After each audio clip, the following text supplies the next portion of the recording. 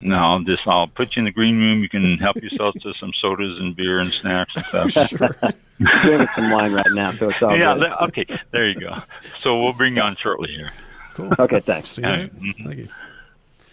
1 minute until showtime. All righty. Well, I'll put him right there, and that way he can hear us, and we don't have to put him in the green room completely. So, okay, 1 minute till showtime. I need to keep my mouth controlled on the he's already phone on. numbers. He's already on, so you don't have to worry about it tonight. Yeah. So I don't have to worry about that. Yeah. So I know it's him, and he's already on. I heard that going on. I started panicking. I go, I hope nobody heard that. But I'm sure they did. Yeah, there was a couple. Well, does your 2 minutes before play on your Saturday show? Yes. I started it. Oh, it does. Yeah, I started 2 minutes early on it. So, just like we talk here, and then at about right at 12 o'clock, I think it's it's a 12 to 1. Your show will go live in 5 seconds. 4, 3, 2, 1. 3, 2, 1. I'm only 1 second off. Blog Talk Radio. There we go. This is All About Wine, the talk show dedicated to the wine industry since 2009. Featuring winemaker, cellar master, vineyardist, and tasting expert, Ron. Basically, what we're trying to do on this program is just trying to educate people and trying to make wine less confusing and more friendly.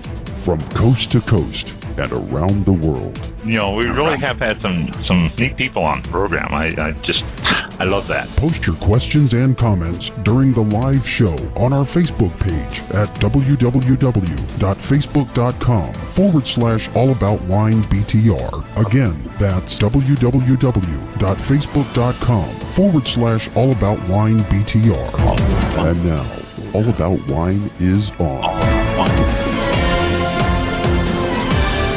Here's Ron.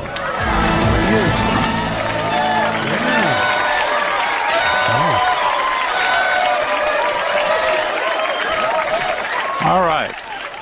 Oh, there we are. Bus people seem to be quite happy tonight. Mm-hmm. I guess the big news is, before we get to our guest, who is in the green room right now, the big news is the hurricane that just passed by us here. Yeah. I'm just north of Tampa, and Mike is over just south of Orlando, and we dodged the major part of the storm. We were on the right-hand side of the spins. We did get our water and wind and rain, but we didn't get storm surge. Up and down the coast, they had water on the streets of all the coastal communities. But we survived quite well. We didn't get it too bad. And so it wasn't, stuff in the yard and branches and stuff. But places like Crystal River, which it pretty much flattened it, and there's other areas up there where it went in, were devastated. So if you are so inclined to donate to things for recovery efforts and stuff, American Red Cross, and ask them to put it toward the hurricane recovery. That's really the best thing to do. They do a good job, and there's people that don't have homes, and there's some places that were being flooded and they caught on fire, and businesses and stuff. It was horrible up there.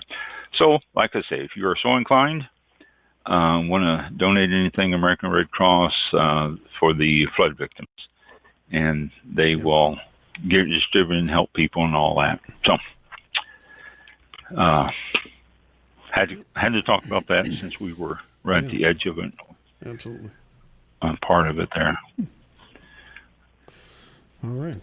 So, we have ourselves a guest tonight, Terry Shumrick. I hope I pronounced that right. I should have asked him how he pronounced his name before anything. Terry Shumrick. He is an actor and winemaker, and he has a winery and all sorts of stuff. We talked to him for a few minutes before the show, and we're going to bring him on. We're going to talk about the same stuff again because he was telling us all sorts of interesting things that you all might want to listen to it too. So, Terry, welcome to All About Wine. Thanks for having me on. I really appreciate it. My whole life is all about wine, but wait a minute, not really, because I'm also a master distiller. I make bourbon every day. Yeah, I make bourbon and rums and agaves along with my winemaking. Yeah, so I do a lot of different things. I've got a really interesting life. I'll tell you that much. Very, very exciting every single day. And an actor on top of all that too. Wow. Well, the acting came about because I did a little pilot program where I wanted to go to different wineries around the country and go in and do a half an hour deal about the wineries and what they're doing and how they're doing it and that kind of a thing. And that's where my acting career started. So, that didn't quite work out the way I wanted it to, but one day I'm in my distillery and a guy comes in, he's a writer, and you got to remember we're here in Cincinnati, so we're as far away from, everything in the whole country. We're as far away from Hollywood as you can get. And he said, I know a producer, or actually a director, and brought the director in. We started talking about, I want to do a series, and she talked me into doing a full-length movie, which is 102 minutes. It's called Wine Thief, and that's how the acting side of my life got going, actually. Oh, so it's okay. It was filming a movie in Paso Robles. I might add this. My brother is Tobin James. He's got a winery out in Paso Robles, really, really famous winery. He's a famous guy. They make great wines. They have the largest wine club. This is what they're saying in the world with, over 25,000, people that get a shipment twice a year. And it's a big deal. Tobin James Winery in Paso Robles. If anybody's thinking about going to Paso Robles, go to Tobin James, tell them that you know Terry, and go up to the bar and tell everybody at the bar that you know me, and I guarantee there'll be free wine flowing your way. Yeah. Yeah, they hate me when I do this kind of stuff.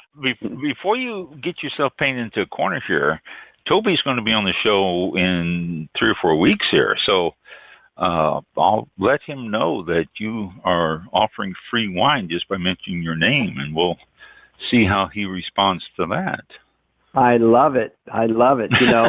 He's my younger brother, so I get to trump him every time. So no matter what happens, I get to rule. So yeah, it's a great thing. Tobin James, the winery is if you look it up, it's a classic, I want to say a Western theme, and it's the coolest winery in Paso Robles. They're all about, making sure you understand what the wines are all about that they're producing. They want you to have a good time when you walk in the door.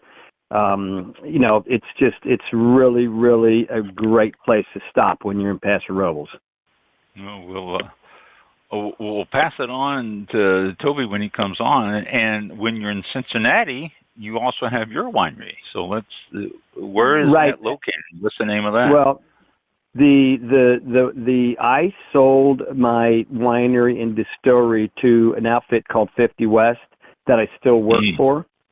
And so I bounce back and forth between wine and bourbon, rye, vodkas, agaves, dark rums. I kind of go back and forth. Oh yeah, we do a lot. But my primary focus on the wine side, if y'all can believe this, is blackberry, blueberry, raspberry, and strawberry. Now, most people are saying, oh, I don't know about, if I like those or not. But let me tell you, we sell tremendous volume of all four of those wines. And because people talk dry, and then when you give them something sweet, they buy sweet. I mean, I see it. Yeah, I see it everywhere. No, I mean, I wouldn't. Yeah, I don't even drink my own wines. I don't drink them. I mean, I'd rather have a nice Zin or a Cab or Pinot or whatever. And but there are so many people that love blackberry wine. It's incredible, especially on east of the Mississippi. Yeah. There was a guy. Yeah. I had a winery down here in Florida, and I closed it down. But a few years ago, maybe 8-9 years ago now, a guy came in and he was sipping my wine. He says, "I open up a wine." He says, "I make all my wine even drier than yours. My wine would be so dry." And I'd say, and then people would come in and taste it and start walking out the door because it's not sweet enough, and you'd be chasing after them saying, I'll add sugar, because people do like the sweeter wines. It's just overall, I mean, the majority of people would prefer some sweetness to their wines as opposed to the dries. I mean, it's just absolutely. I mean, you come to Cincy. Yeah, you come to Cincy, and I'm not talking Cincinnati, but I'm talking Ohio, Indiana, Kentucky, West Virginia, and the very first wineries were right here in Cincinnati, and some people will say over in Kentucky, but everybody grew Concord. And that's where all the sweet wines got going. And, right here where I'm sitting used to be a vineyard at my house. And I live in Hyde Park in Cincinnati. And it was a Concord. Yeah. It was Concord, Catawba, and Niagara. And that's what people started in America. And the good thing is, in upper New York and out in California and a lot of other places in the country, really good dry wines started to really crop up in the early 70s, and then they started blossoming in the 80s and 90s, and people really refined their acts in 2000 and moving forward. So there's everything for everybody. I just have to be on the sweet side. I have, a couple of weeks ago, was it, Mike? I'm getting confused on the dates. I had a gentleman on who is an advocate for American wines and not American grapes and American wines. And he said they're all not sweet. He said, we tend to label American grapes as sweet, but they're not. He said there's a lot of drier styles out there that people just don't give it a chance. It goes back to it goes back to Riesling. Back when I was growing up, and probably you guys too, Riesling was a sweet wine, and that's what it was. Now you can get dry Rieslings that are really, really good, and you would never believe that they're Riesling because they're dry. Right. So there's a lot of A lot of people think that, when they say Riesling, I love a good Riesling. I said, sweet or dry? Well, they're sweet. No. And Germany makes the sweet Riesling, so people tend to, think sweet that way, and they don't equate it to the fact that they can be dry. So, your movie, you're an actor. You went to California. They said, here, let's go do a movie. Without... give us a teaser. I don't want to. I don't want you to tell us all about the movie, but I want to. I want the people out there to know enough about it to want to go see it, but don't tell them what it is. So then that way they don't say, I don't need to see it. I already know. Right. What's the movie about?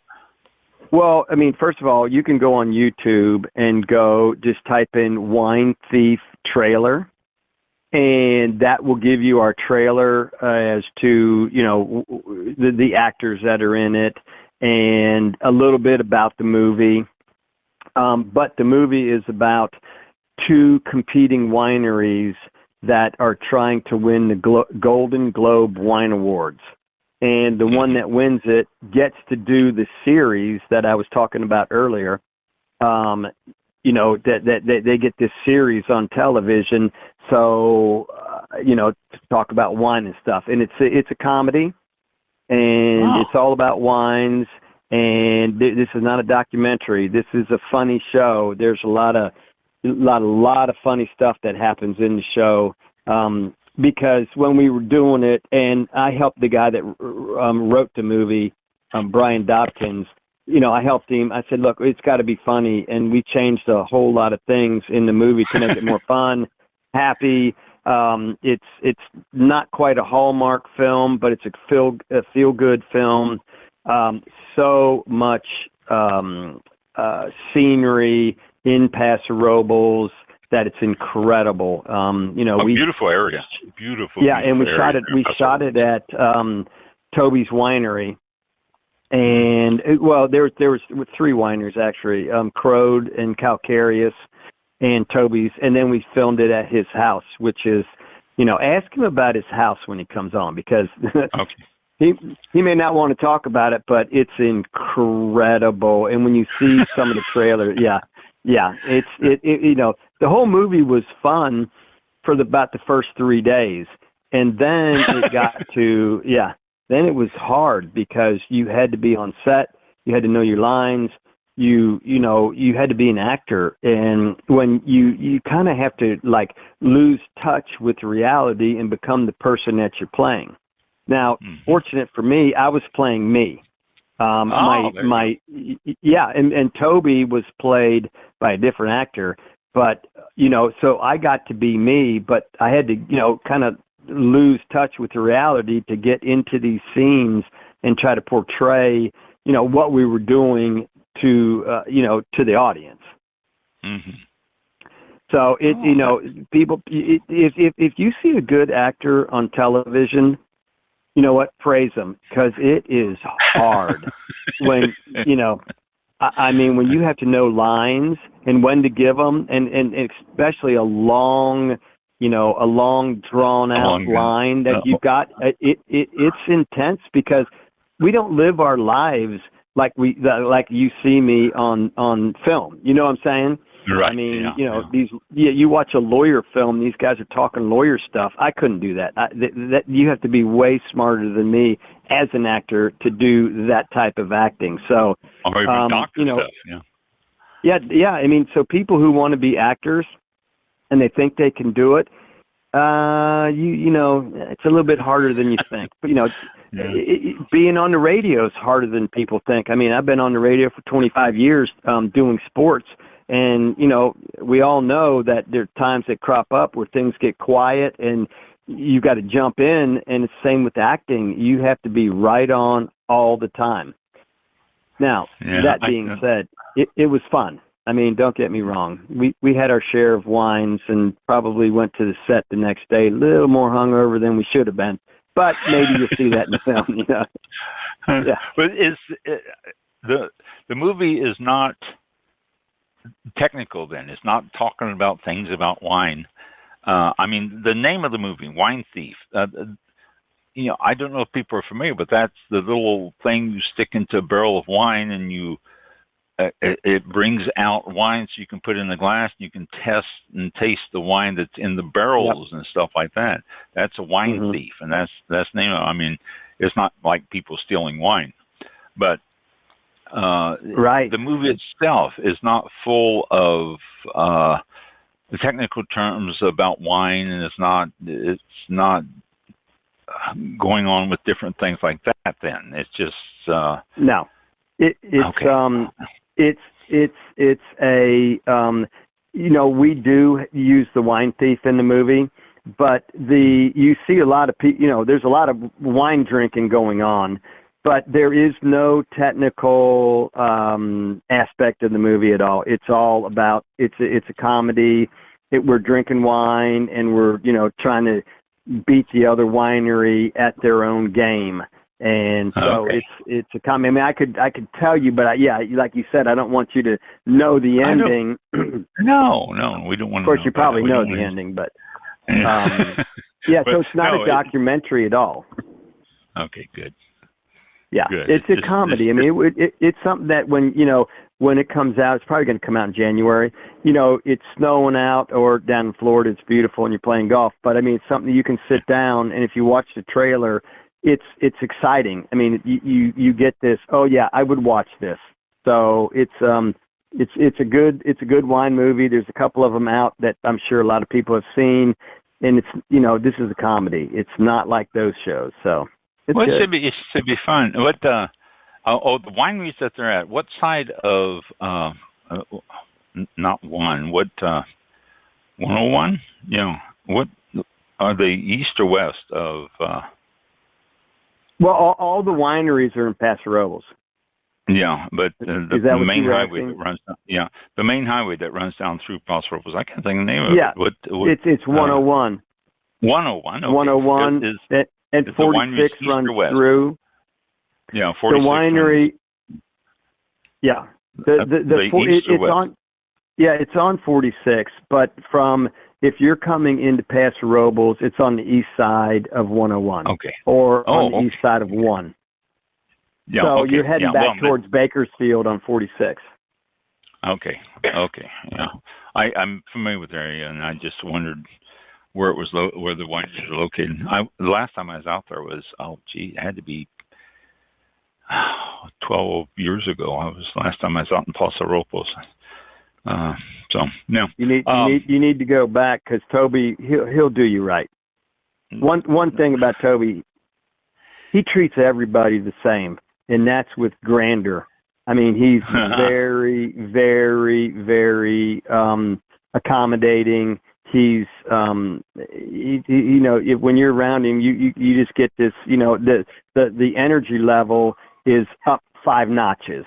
He's very, very generous. You come to his house, and he doesn't care who you are. You're going to be treated just like everybody else that's ever been to his house, which is wonderful. Oh, sounds like a great person. I'm looking forward to talking with him. Your movie, okay, it's not out yet. You in passing said you expect it in January. What's your next step here? We were talking about a little bit before the show, right. But what's your next step with the movie here? What's going to happen? Okay, so we're going to go to the American film market, and the American film market, which until I didn't even know this, but the American film market is where all the independent filmmakers in the United States, and I'm generalizing that, come to this market to sell their films. These films these films are represented. I mean, there's people from, all over the world that come to this to buy films to, fill up their time slots in these different countries. Oh, wow.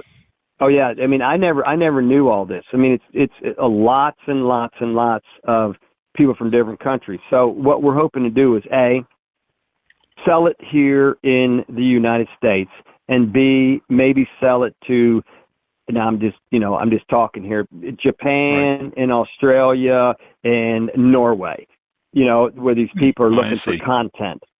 So right. It's you get a little booth, and you sell your wares, as you might say. Where is this located? Where do they do this? This is in Santa Monica. Santa Monica, California. Okay. Yeah, this will be on the 31st of October through like the 4th. So we'll be out there, me and Toby and the director. We'll all be there. I've never been to anything like this. It's a really big deal. I mean, there's thousands and thousands of people that come. Yeah. Wow. It's good. Never heard of that before. That sounds like quite a time you're going to have there. Oh, I promise you, I'm going to have quite the time, because here's the greatest thing about going to California. I don't have to be an actor. I can be a character. And that's what I plan on doing. Kind of being a character when you go to California. Nobody full knows. Of characters. Yeah, well, nobody knows who I am, so I can be this character in California, and I think it's just going to be fun. So that's where we're going next. And hopefully it leads to, like, we want to do a sequel. So really? Somebody buys it for enough, then we can do a sequel, and who knows where it's going to go from there.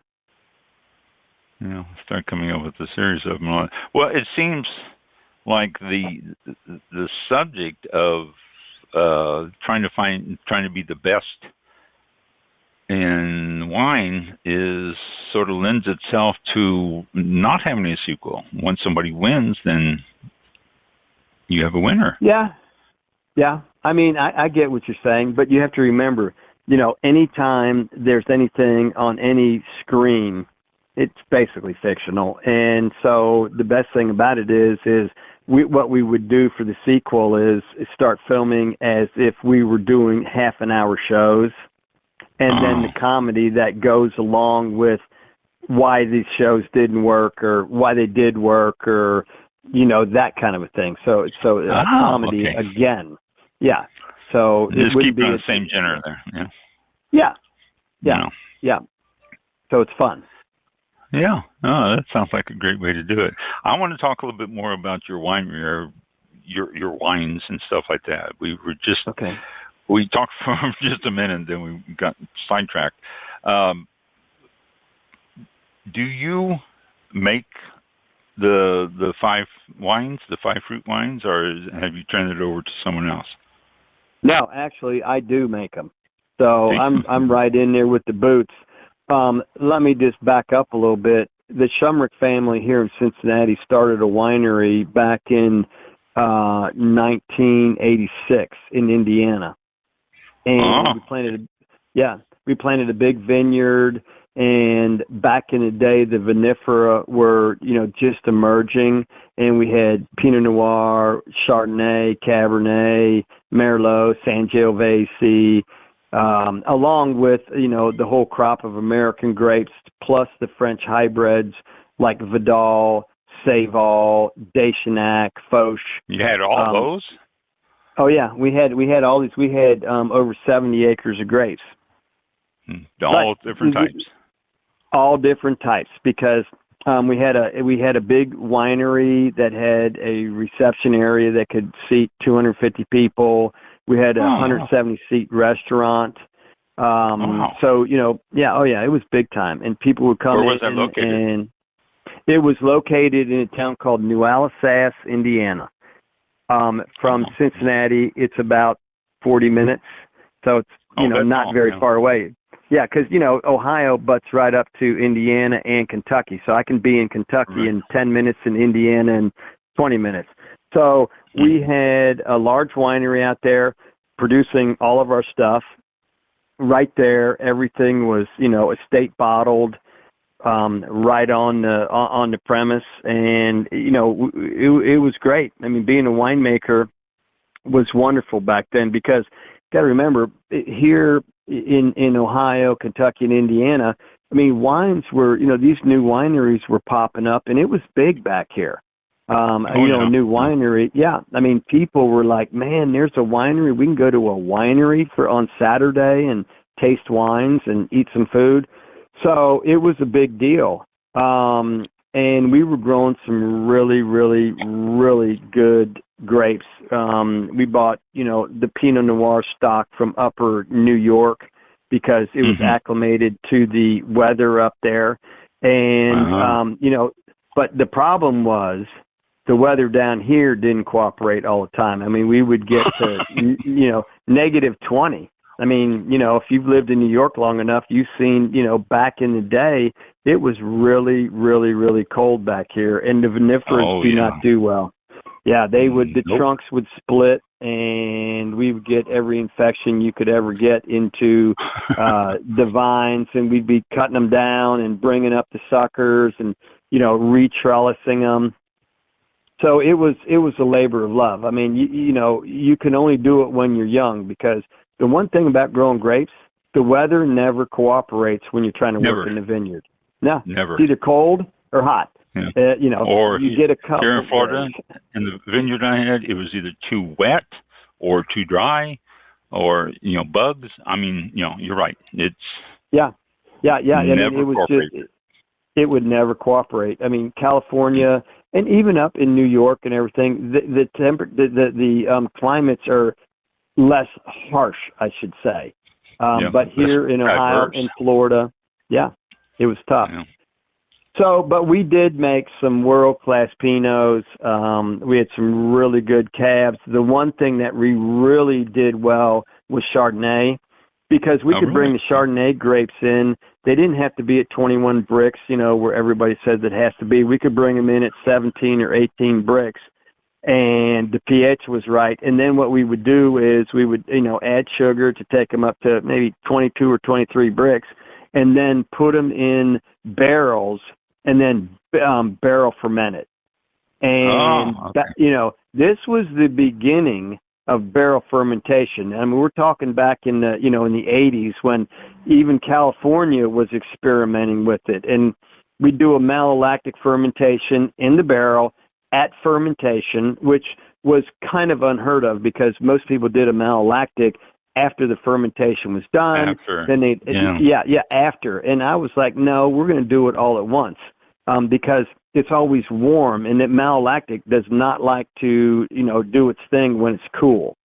So we did that, and man, we made some really nice buttery Chardonnays from, grapes out of Indiana that, people came from all over the tri-state to taste them and buy them. I mean, we were always sold out of Chardonnay, but so it's a really interesting market back here. As far as, people like local, but they really like local when it's really good. So, that's what we did. So that winery, how long did the family have it, and what happened to it, and do they still have it? Well, we sold it. It was it got to a point where it was big, and the family dynamics started playing into it. And I was out there every day. Yeah, I mean, this is it's a tragedy, to be honest with you. And I'm one of 9 kids, so you can only imagine. And a lot of the kids came out and worked out there and poured their heart and souls into it. And all of a sudden, when the money started rolling and it started getting bigger, and we needed to expand, and you need to put an extension over here and put new tanks in down there, new press. It got dicey. I don't even know how to put it, but if anybody who's owned a family business can understand this. And so one day we all decided, hey, look, we're just going to go ahead and sell this. And so we sold it. And that was the end of it. It was called Chateau Pommier, and Pommier it's spelled Pomigae, and that's my mother's maiden name. So it was House of Pommier. It was beautiful. You can go online and look it up. Just type in Chateau Pommier. It was sold, but the buildings, they are still there. They're still operating it. It's a beautiful, beautiful tract of land out in the rolling hills of southern Indiana, all stone and wood, big fireplaces. It breaks my heart a little bit, But I can imagine it's still operated under the same name? It is still operating under the same name. The new owners haven't pursued the passion that the Shumrick family had for it, and I think it's only open a few days a week. Because I also think that with the advent of all the breweries opening and distilleries opening, people's focus in America has shifted from the boutique wineries out in the country of, Ohio, Indiana, Kentucky to, hey, look, we can go to a local brewery. There's a couple local distilleries. You know what I'm saying? Mm-hmm. So, I think that's, if you're not big right now in the Midwest, to open a winery is extremely difficult. It's very hard to open one anyway because of all the rules and regulations. Every time I've talked to anyone that's just opened a winery, it's not like, okay, I think I'll open up a winery now, and by the end of the year, you're going to have it up and running. It takes 18 months to get the license and get everything approved, and it's ridiculous. The government fingers that they have in it and how long it takes to get everything approved along the line and all that. So, I know that's why. I broke all the rules. I made my first vintage in Indiana in a barn, in a cattle barn, because the winery hadn't been approved. So I moved the tanks up to the cattle barn, and there's literally a dirt floor, but we could move the press up there. I mean, that's where we did the first vintage, and we put it in stainless steel tanks. And finally, when we got our license, we moved it down and pumped it into the tanks down in the winery. So that's a true story. Yeah. Because you're right. I mean, we thought, we'd have a license in 6 months. That didn't work that way. And then I said, the grapes are coming. Yeah, we got to do something. And so we made it on the dirt floor. I wish I would have had a picture of what happened. It takes forever to get the licensing and everything squared away. It's absurd. And, when somebody wants to open a wine, and that's, not just federal, state, you got all the state hoops to jump through and then the federal hoops to jump through, and it's absurd.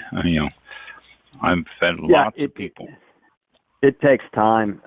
I've gotten good at it because, I've opened a winery there, opened a winery here in Cincinnati, and 3 distilleries. So, so when it comes to the government stuff, I'm really pretty good at it, but it's only because I had to get good at it. If I didn't want to stay up all night trying to figure it out. So, it's good. Exactly. That's just how it is, too, if you work at it and get good at it, you can usually just get it done right away. So the distillery, you just mentioned that. Well, no, I'm not done with winery yet. Back up.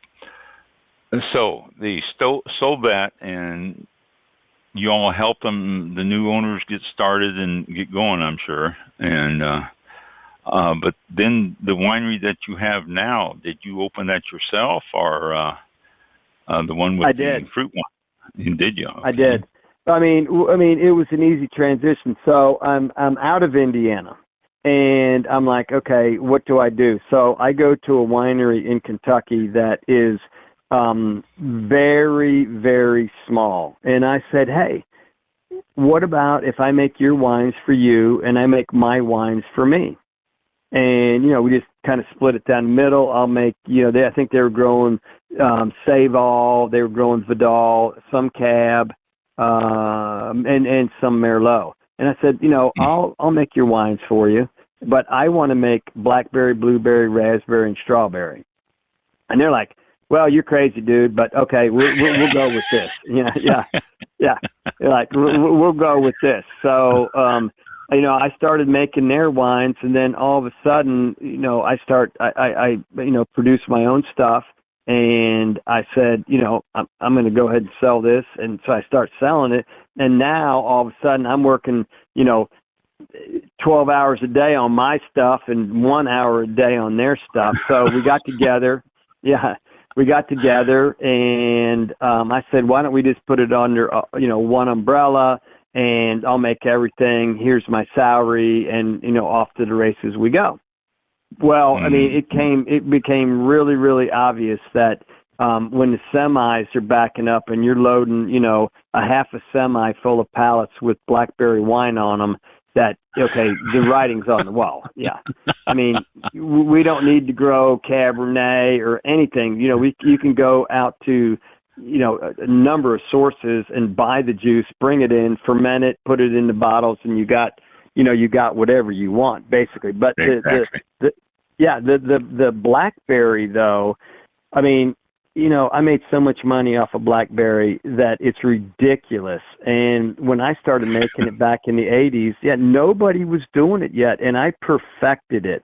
I mean, I started using concentrates, which, everybody was like, well, that's not being a purist and everything. And I said, well, check the Mercedes out. You want purist or you want a Mercedes? So this is how, this is how we're going to roll with this conversation. And I did the same thing with the raspberry and the strawberry, and I started doing cherry and pear and peach and all the other varieties. And it was easy, and the public liked those types of wines. And I was like, okay.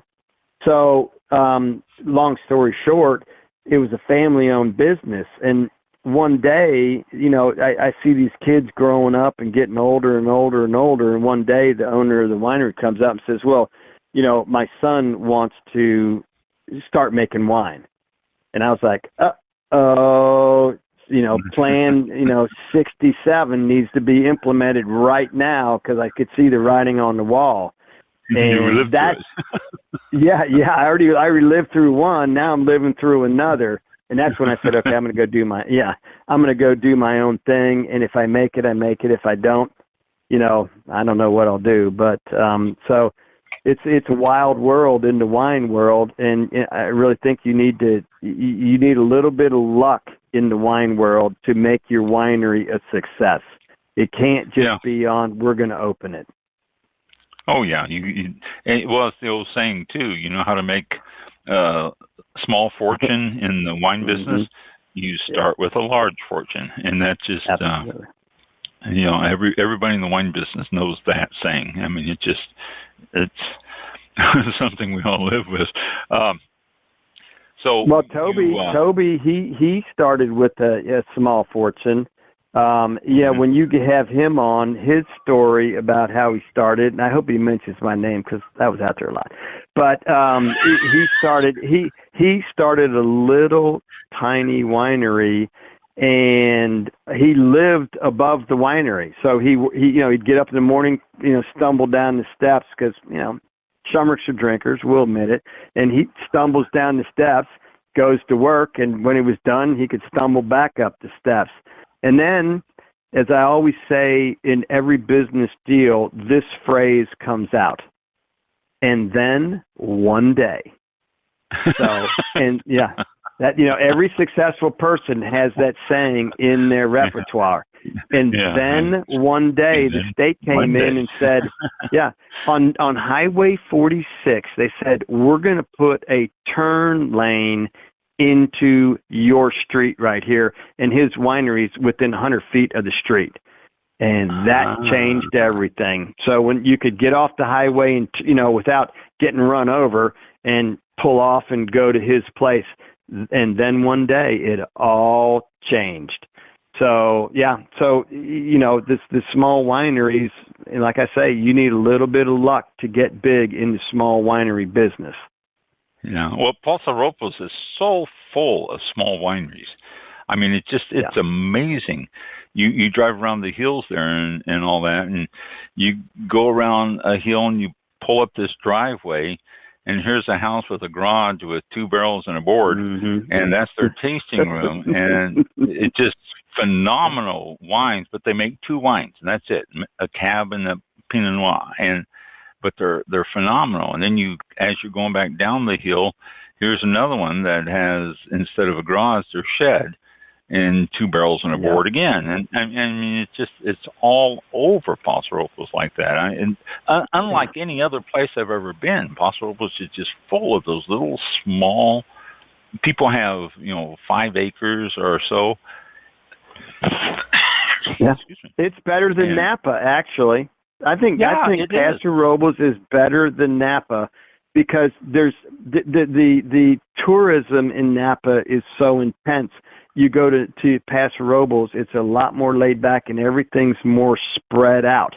You got to drive through those wonderful hills with the oaks, with the Spanish moss, and all the stuff. And you're right. It's magical when you go to Paso Robles.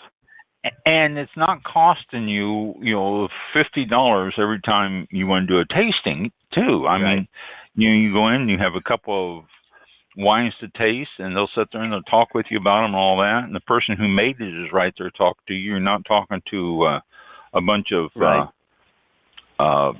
kids who are working the pouring or the tasting bar, and it's so much different in Paso Robles. I mean, as opposed to Napa or Sonoma. Yeah, period. I mean, it's just a wonderful, wonderful place. And, for all the listeners out there, go to Paso Robles, and, it's affordable. There's the hotels are affordable, the wines are affordable, easy to drive around, lots of entertainment at night, when you go down into Paso Robles, versus going to, Napa. It's a little small town. Paso Robles is a little small town located right on 101. and if you want to, you're not too far from all sorts of other little small towns that have lots of stuff going on. But you can stay right there in Paso Robles. Last time I was out there, there's like 8 or 10 hotels right there in town. Yeah. But it's a great place. I mean, it's a great little area and all that, and it's not Napa yet. It's still, within their own. Well, and the other thing is the coast is 30 minutes away. You can go over to Morro Bay, and you're right on the ocean, and the best restaurants you've ever seen. And a lot of them are very inexpensive, so you can do the coast, one day and the wineries the next day. And, Monterey's not far away. San Luis Obispo isn't far away. So, I mean, there's a lot to do in that little tiny geographical area called Paso Robles. It is, yeah. And it's easy to get to. I mean, it's very, very simple. If you fly into San Francisco, you can get yourself in a car, go down, and like Terry just said, Monterey, and you want to see a beautiful trip, go down Highway 1 along Big Sur, and then cut across to Paso Robles. There you go. You've got your trip planned out for everybody out there now. That's all you got to know right there, and you can go through the Artichoke Heart of the World, which is right near Monterey. Yeah, it's crazy. Yeah, Castro, the Artichoke capital of the world, Castroville. Yeah. Well, I was stationed at Fort Ord back when it was a Fort Ord there. I've been there. Yeah, it's not Fort Ord anymore. I think I think it's a subdivision, and whatever. I don't know. I haven't been there since they switched it over. But I was stationed at Fort Ord, and so I had an opportunity to 2 years I was there, so I had an opportunity to visit lots of areas around there and see lots of things. Fell in love with the area. It's just a beautiful area there. And so, where that station was when we were out there in, I don't know, maybe it was, when were you out there? I mean, I was out there, I think it was still rolling in 1990, maybe. Oh, it was before then. It's when I got back from Vietnam in 71. That's where I was for 71, 72. Then got married and lived there for another year. Went up to San Francisco, Concord, outside of San Francisco. Lived there for 5 more years. And so, I was in that area. But it was in the 70s, late 70s. It was fun. It was fun back then. It was really fun back then. A lot different culture than it is now. I mean, it really is. People don't understand how it's changed. But so you're making wine now. So how did you get into your whiskeys and your bourbons and your? That's a good question. That's a very good question. I was working. Okay, so when Chateau Pommier, when we decided to sell, I went to a winery in Kentucky called Stonebrook Winery. And while I was there, I was making the wines, and I told you earlier about, I was making theirs and I was making wine. But my brother Michael had a farm here in Milford, Ohio, which is probably only 20 minutes from my house. And I asked him if I could buy a still and put it on his farm and start like practicing, making some moonshine. And, this is 13 years ago. So this is before, all the hype came up. And so he said, sure. So I put I bought a still from down in Kentucky, just 100-gallon still. And, went out there and started perfecting my craft, and soon learned that 100-gallon still is not a very big still. I mean, to get anything out of it, man, you were there all day long watching this stuff come out of this thing and going, okay, I'm really kind of bored with all this. But, where's the end game? So I bought a 200-gallon still. Now, this one, when we designed it, I said, look, you have a big column that comes up, and then like cranks over to the right. And what happens is every time these guys build these stills and these columns come up at 8 or 9 inches and they go across and then they condense them down to maybe a 3-inch, arm coming across into the condenser. And I'm like, okay, guys, no. You need to make what comes up 6-inch, come across 5-inch, go into the condenser at 4-inch, because this is going to be faster. Yeah, it's going to be a lot faster because it's already taken all the copper it can do. We've done everything magical we can do in the pot still. But now we don't want to be here for 12 hours. We only want to be here for 5 or 6 hours. There you go.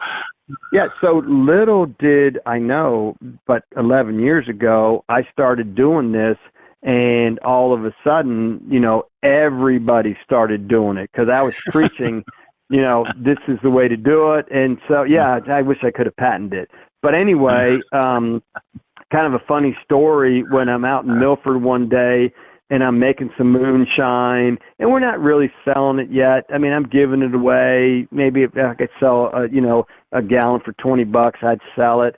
And so I go into the barn, and we had, security on it. So I go in and I fire up the still, and I put the mash in, and I'm cooking it, and here comes the bourbon's coming out. And my brother calls me, Mike, and he says, hey, the alarm's going off at the barn. What's the deal? And I'm like, well, I've been here for, 3 hours getting the still up and running. He goes, well, I didn't know you were there, so the cops are coming. Yeah. And if you Yeah. don't have license, that is moonshine. No, we're moonshining to the max. I mean, there's jugs laying around, barrels laying around, everything. If you can just picture a moonshining operation, this is what's happening.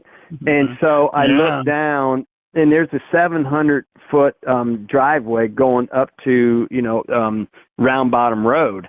And I look out, and here's 2 cop cars coming down the road, and I'm like, "Oh, this is not going to end well." Yeah. This is not going to end well. Yeah, this is not going to, because this thing's boiling. I mean, it's hissing, and I got water running to it, and out of the condenser comes the warm water that I'm just draining on the driveway that's out front. It's a gravel driveway. Yeah. So I'm like, there's no denying what's going on here. So I run out. Yeah. I shut the garage door.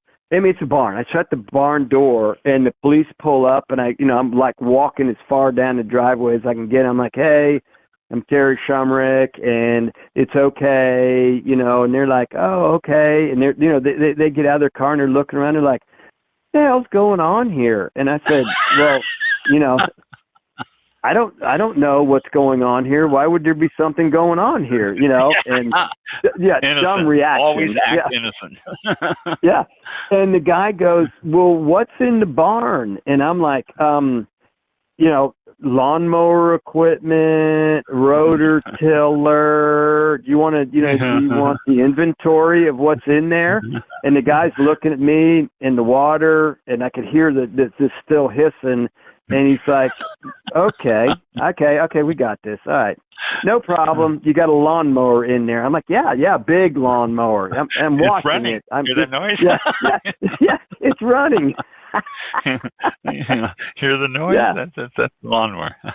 Yeah, and so they look at each other, and I'm like trying to walk them back to their car, and they get in their car, and they spin around and take off and leave, and I'm like, I better have a shot of some 120 proof white dog coming out of that thing, because that was really close. That was close, yeah.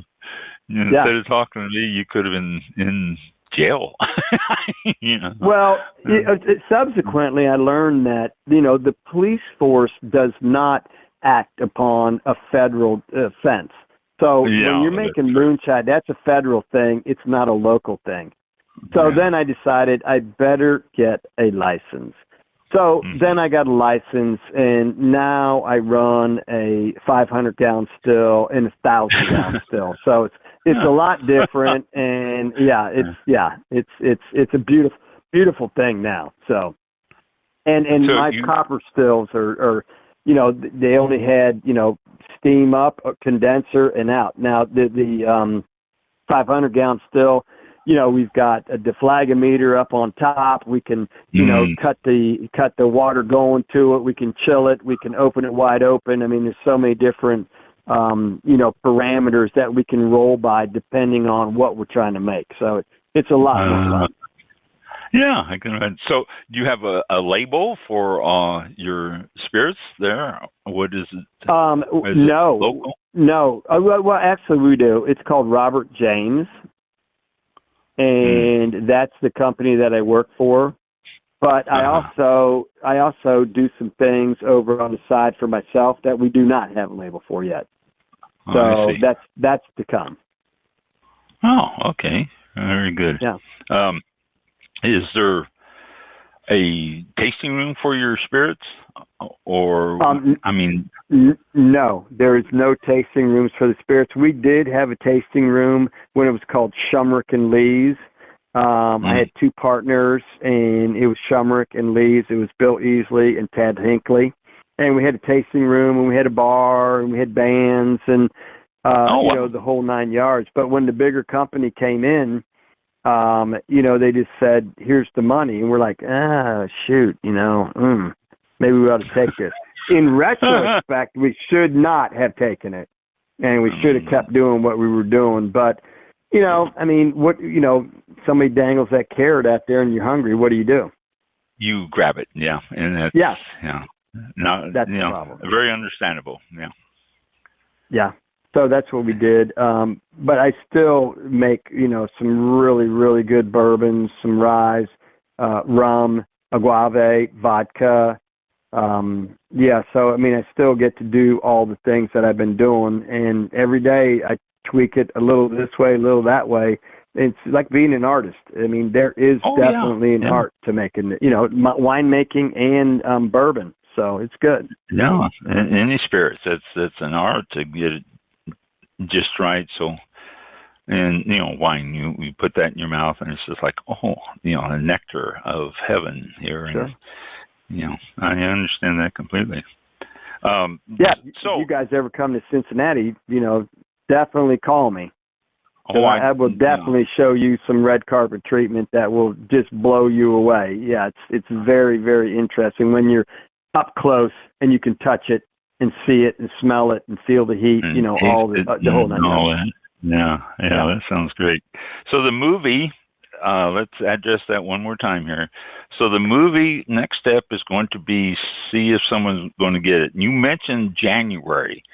Is this a month we can look forward to being able to view it somehow, or? Yeah, so the name of the movie is Wine Thief. So if you go on YouTube and you type in Wine Thief trailer, you'll be able to see it. So we're going to sell it in early November. So the streaming services that are going to put it up, we're anticipating January, but if they really like it, it may be in December. There is no content. Yeah, there's no content right now with the strike that's going on with all the actors and, True. So yeah. So we feel that we're in a really good position to, maybe make a little extra money on the movie than if we were, back in last December when there's a lot of content out there. So it's going to be interesting to see. It's exciting, but we're looking. I'm just saying January because it could be before that, but I don't want to say that because I don't know. I'm on the acting side and that thing. So promo. Yeah, exactly. I have to go out there and put a hat on and look, like a character. So it's going to be fun. There you go. Yeah, good. Mike, is there any questions, any comments you want to make to Terry?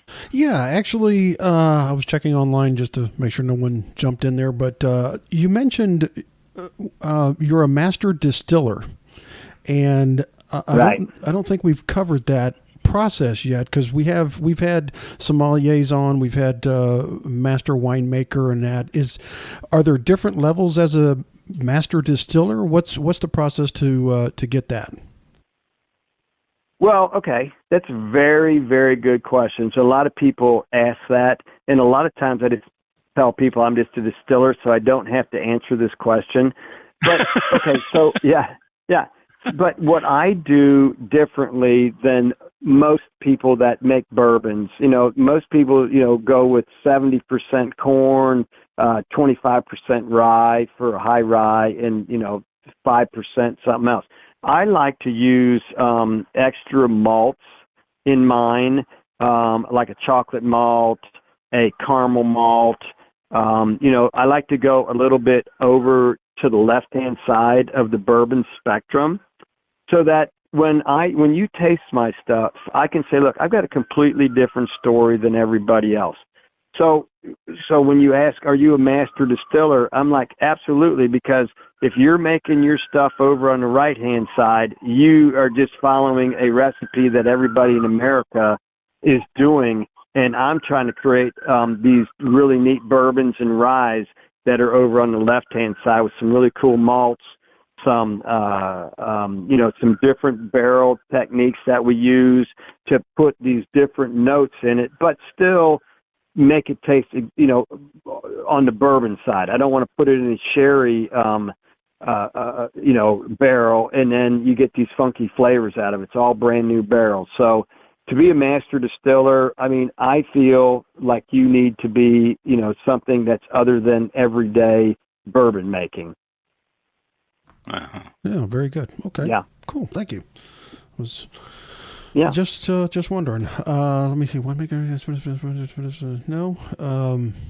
I think that's it. Yeah, I was just curious about that. Thank you. Yeah, I mean the bourbon thing is so interesting because you really have to have a craft, in my opinion. And when I visit all these distilleries, and I love all the people there, but I'm always thinking, just think if you did it this way or if you did it that way, you're just like in the wine business, like we talked earlier, you took a Riesling from sweet to dry. Why do you have to take a bourbon from, 70, 25, 5, and when you could be adding all these extra complex malts in there and make something really, really, really neat? And, that's what a master distiller does. Cool. Bourbon. Okay, now I understood that bourbon comes from Kentucky, but you're not in Kentucky. You're All right, so this is another great question, and I hope everybody listens to this. Bourbon can be made in all 50 states. It's not just made in Kentucky. Bourbon County, Kentucky, was the largest county in Kentucky back in like the 1900s, and that's when they started making bourbon back there, and that's why they called it bourbon, because it was made in Bourbon County, Kentucky, and that's how that name came about. And now in America, you can make it in all 50 states. And it's the only place that you can make bourbon. You can't make it down in Mexico. You can't make it in France. You can't make it in Japan. I mean, that word is an American word, and you can only make it here. Now, the parameters to make bourbon, you have to have at least 51% corn in a bourbon mix. So, and you have to age it in a brand new oak barrel, and to call it straight bourbon whiskey, it has to stay in that barrel for 4 years. So that's kind of the collective. Those are the parameters that bourbon have. Okay, because I've seen bourbon advertised from other places, and I'm thinking, well, isn't bourbon only from Kentucky? But I guess that's something that I misinterpreted or wasn't explained to me. Yeah. Here's something else that's interesting. So Kentucky, from where I'm sitting, is probably 4 miles. People will buy a Kentucky bourbon that's 4 miles away from me, 10 times over an Ohio bourbon that's 4 miles away from Kentucky. They get $50. I only get $35. But the stigma of good bourbons is slowly turning to a thing that can be made in all 50 states. I mean, you go to Colorado, they're known for a couple different bourbons out there that are really good. You go to California, there's a couple bourbons that are really good. So the stigma of it's only coming from Kentucky is slowly, dissolving, if I could say that. Yeah, well, I mean, and you've got the big bourbon makers that are in Kentucky who are fighting that dissolve quite strongly. Yep. So, they're fighting against that all the time, too. I mean, Buffalo Trace doesn't want California to be making a bourbon as well as them, so, they're going to battle that. So. Well, and when I consult with people, the one thing I say is, they're doing traditional bourbon. I went to Knob Creek, and I was taking a tour, and at the end of the tour, the guys, I taste some bourbon. I'm like, I don't know if I like this. And they go, well, we've been making this bourbon, for 100 years the exact same way. And I looked at them, I said, I think, you need to change your recipe, man, because, I mean, yeah, and they kicked my ass out. They said, you're out of here. Yeah. You don't know how long a walk it is to the handicapped parking spot where I was parked. To get the hell out of there, man. I just wanted to burn rubber and leave. Yeah. See, you should have been a character instead of yourself there. I know. I should have not said the truth. Yeah. That's right. Yeah. That's right. Yeah. Now I don't say anything like this. I go to a winery or distillery. I'm like, oh, I like this. Yeah. Good job. Because that's just what you have to, they know, and I know, everybody knows. Yeah. Everybody knows. Yeah. That's what you have to do. Yeah. Yeah, everybody knows. Well, Terry, I'm going to let you go for the night. Thank you so very much for coming on. It was really quite enjoyable and a lot of fun.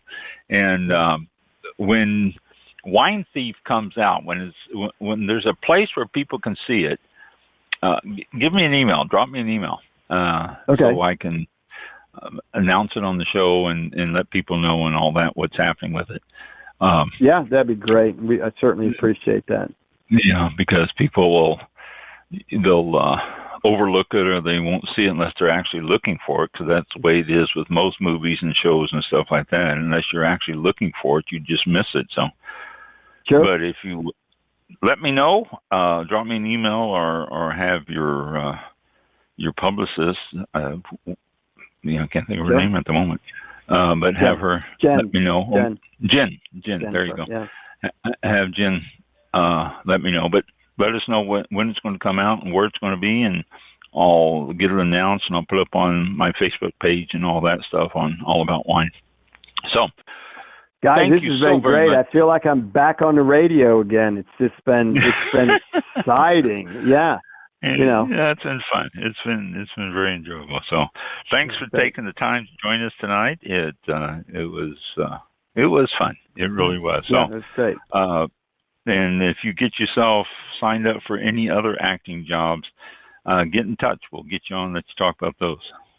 I will. I appreciate it. Thank you. Thank you very much. And anybody that's up in Cincinnati, check out the bourbon and the wines and all that up there. Yeah, just Google my name, Terry Shumrick, and they can get a hold of me.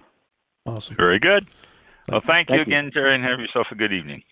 All right. Thanks, guys. I appreciate it so much. Thank you. All right. See you. Bye. Bye now. All right. There they are. All right. Okay. Well, that was cool. That was fun. That was fun. That was a fun time. Yeah. So, all right. So once we find out anything about Wine Thief, we will pass it on to everybody, and so they can check it out, whatever venue or however it's going to be on. Yeah. It's funny that he's talking about TV and stuff like that, never mentioned anything like online.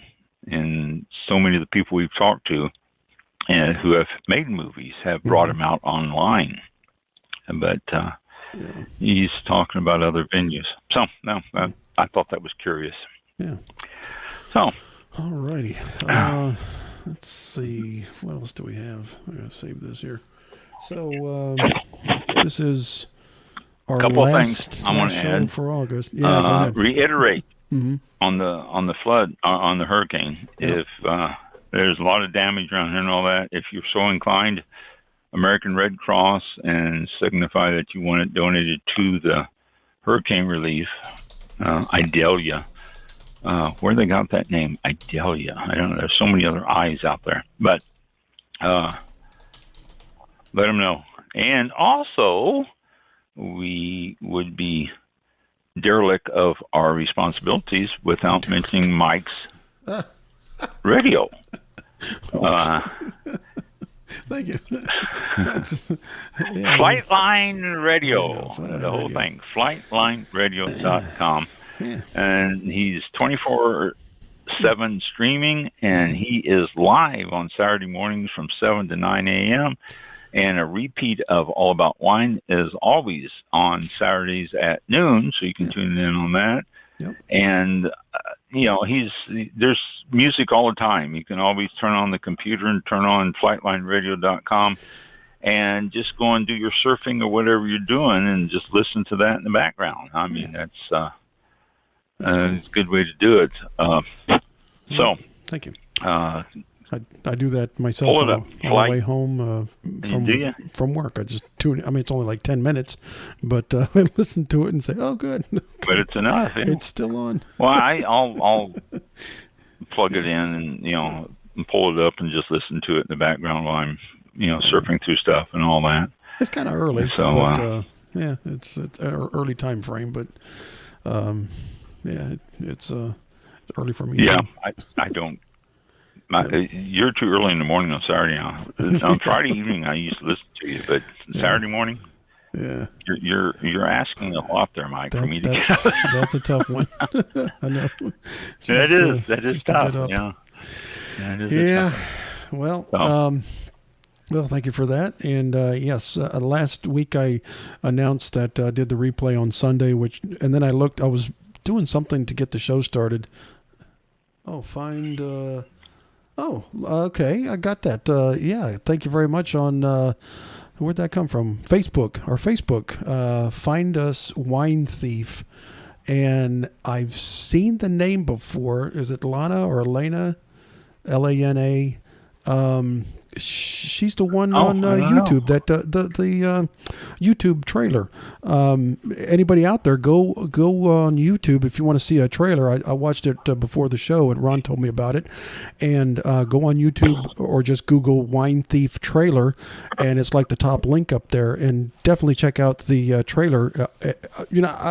We've had some that are on here, and I'm thinking it's a home movie. No, this is an actual movie. It's not a simple thing. I mean, this is professional and well put together, well done. Professional all the way. Yeah. I was like, wow, this is pretty cool. So can't wait to see this come out definitely, and wish it the best of luck and prosperous. What other words out there? But I hope it does well when they pitch it, and people the outlets buy into it, and it takes off. So.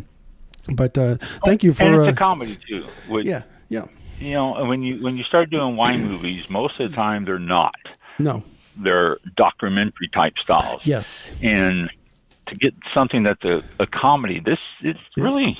Yeah. Should be interesting. Should be fun. That's what got me on the trailer. I looked at that and I go, "Oh, this isn't like a documentary, filmed with a GoPro and a selfie stick. This is actually done. Right.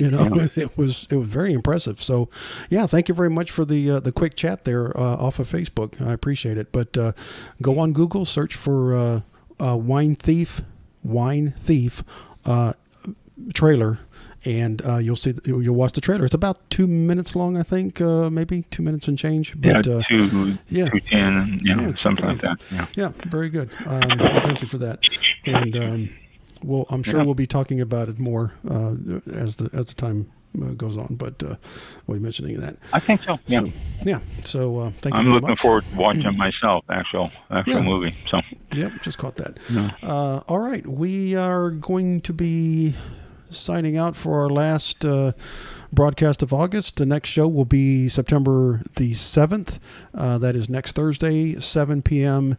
Eastern Time, live right here on, I don't know how many outlets we're on now, but we're live on Blog Talk Radio, Facebook, Twitter, YouTube, and Flightline Radio without the video.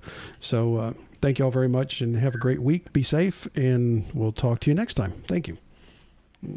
Check out the our guest next week, and I don't have him in front of me right now, but we do have a guest coming up next week. Jerry Eisterhold. Was Jerry, right? Yeah. One of three guys. I think so. Yeah. Podcast. Terravox Winery. There you go. Terravox Winery. Yep. Yeah. We'll be there on you next go. week. Yeah. He's the other one. Another one that's we talked about American native grapes. Yeah. A couple of weeks ago. Well, he's another one who has an actual winery in Missouri, western Missouri, and he grows all sorts of American grapes. So that should be another interesting show. So tune in for that next week. Yep. I wanted to give him a quick plug before we went on here. Very cool. Yeah, we'll have him live next week. Thank you. 7 p.m. next time. All right. Thank you for listening. Talk to you next. Bye. Be safe. We'll see you next week. Yep. This concludes tonight's broadcast of All About Wine with your host, Ron. Wine. For show information, links to All About Wine on Twitter and Facebook, or to be a guest on this show, visit the show website at www.allaboutwinebtr.com. Archived shows are available for download on iTunes or on our show page at blogtalkradio.com/allaboutwine. Thank you for listening. Drink responsibly, and we'll see you next time on All About Wine. All About Wine.